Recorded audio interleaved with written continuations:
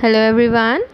So, today we are going to learn a new chapter in civics, that is the judiciary.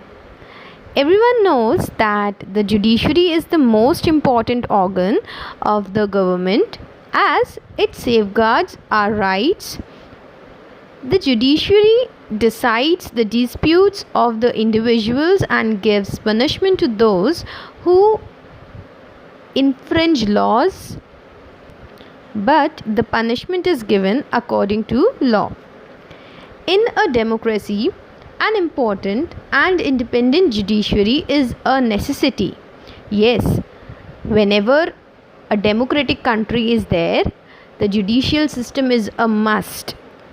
It is the guardian of the constitution, which is the supreme law of that land. The Indian judicial system is a single unified system. The Constitution has provided for an independent judiciary headed by the Supreme Court, below which there are the High Courts at the level of the state and subordinate courts at the district level.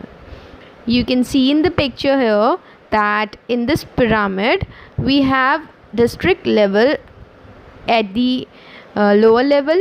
Then in the middle level we have the state level, that can be said high courts, and on the top we have the Supreme Court. Means if anybody doesn't get justice from the district level courts, they will go to high court, and if there they don't get the justice, then they can go to the Supreme Court. So here we are going to learn about our judicial system, and we'll see that what are the functions of these courts and how the fair justice prevail in our country. So let's get started. We'll first talk about the Supreme Court. It is the highest authority of the law in our country. It is situated in New Delhi. It has one Chief Justice and 25 other judges. The President appoints the Chief Justice, and with his consultation he appoints other judges of the Supreme Court. So this is the panel of the judges of the Supreme Court. Let's see what are their qualification, or what should they possess to become the Chief Justice or the other judges of the Supreme Court. For appointment as a judge of the Supreme Court, a person must be a citizen of India. It is compulsory thing. He should have served as an advocate in a high court for at least 10 years, or as a judge in the high court for 5 years, or he should be a distinguished jurist in the eyes of the president. So these are the three following ways in which a judge of Supreme Court can be appointed by a president. And what are the other things or the necessary things? The judges of the Supreme Court hold office till the age of 65 years. And once they got appointed, they cannot easily be removed from their office. And if they found guilty, they can be removed by a process called impeachment. I have told you what does that mean.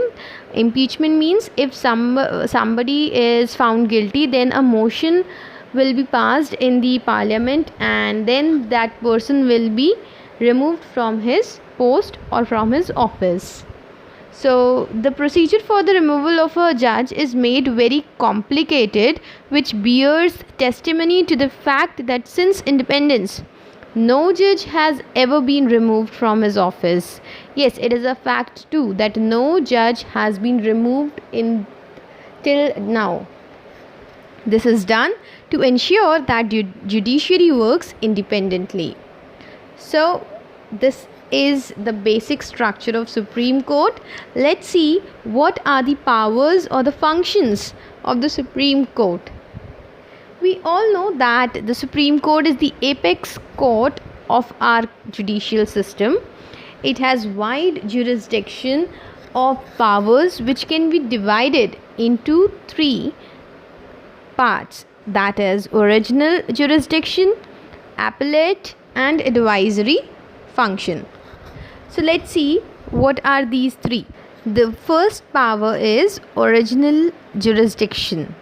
In certain cases, when the disputes are between two state governments, the central and the state government, or in between the central government and some of the other state on the other hand, then the Supreme Court is the sole authority to discharge the fair judgment or the justice. So this is the original jurisdiction or the function which is performed by Supreme Court only.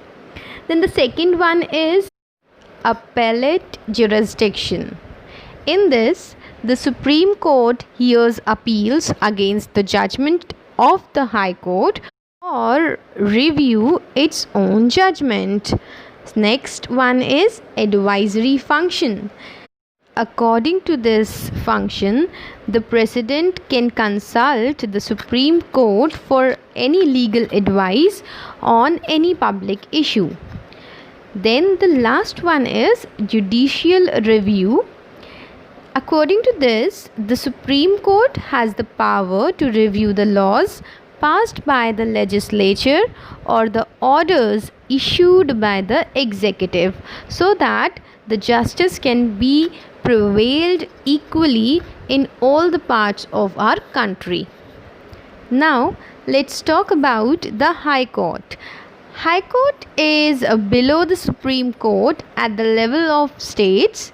It has the Chief Justice and other judges too. It is the highest court of justice in a state.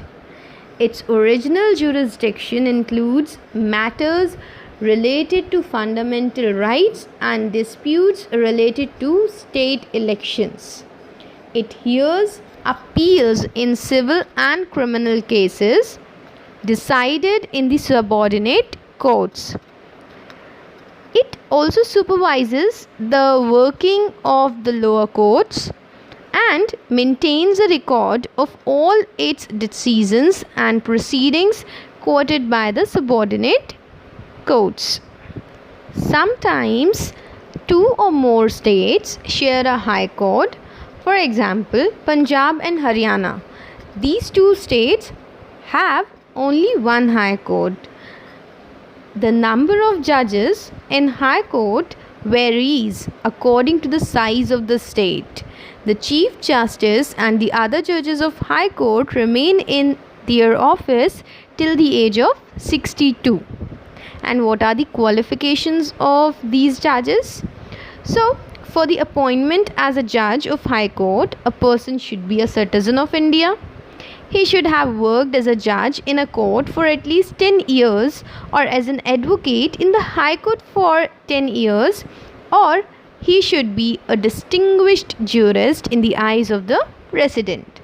And again, he can be removed from his office by the President of India on receiving a motion passed by the Parliament. Now, let's talk about the lower courts, that is subordinate courts. These are the courts at the district level and below. Civil cases are tried in this court by a district judge. Criminal cases are tried in the court of the session judges.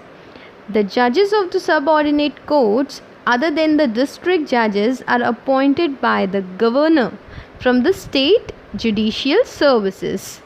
So, this is a subordinate court. Next, we have an important topic, that is Lok Adalats. These are started for providing cheap and speedy justice to the poor. Some of the people in our country are below poverty line. So for them, we or the judicial system has started these Lok Adalats where the cases are presided over by the retired judges of the various courts.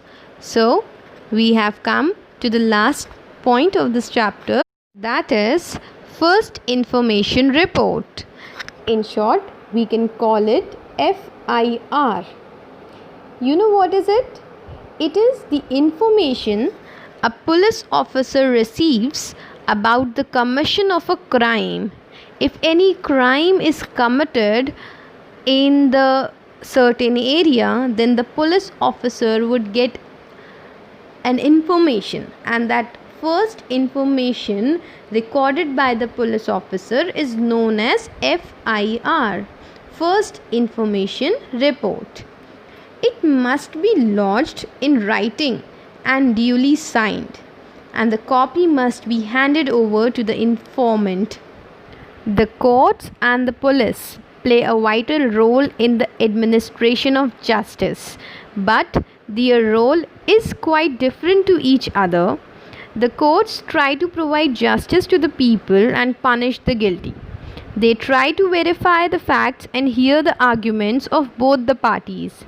If one party is not satisfied with the verdict, it can appeal in the next higher court.